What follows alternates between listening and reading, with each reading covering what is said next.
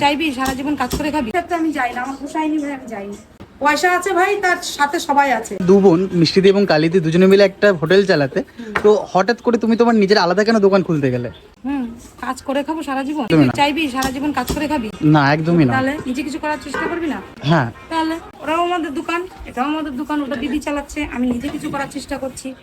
কেন আমি অন্যের পরে নির্ভর হয়ে থাকবো? মানে এছাড়া কোনো কারণ নেই। মানে তুমি নিজের কিছু করার জন্য এটা করেছো, তাই তো? একদম, কিন্তু কিছু করতে হবে সেটা ভেবেই ভাবলাম যে বসেছিলাম ঘরে বসে প্রায় 1.5 মাস মতো ঘরে বসেছিলাম, তো কিছু একটা শুরু করতে হবে।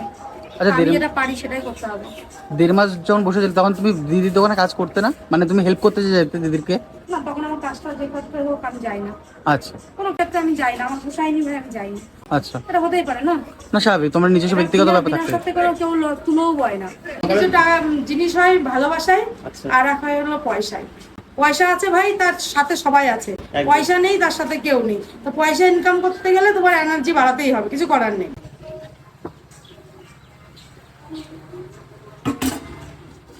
গোছানো ভালো। গোছানো হবে, তাই তো? সব গোছানো হবে এবার।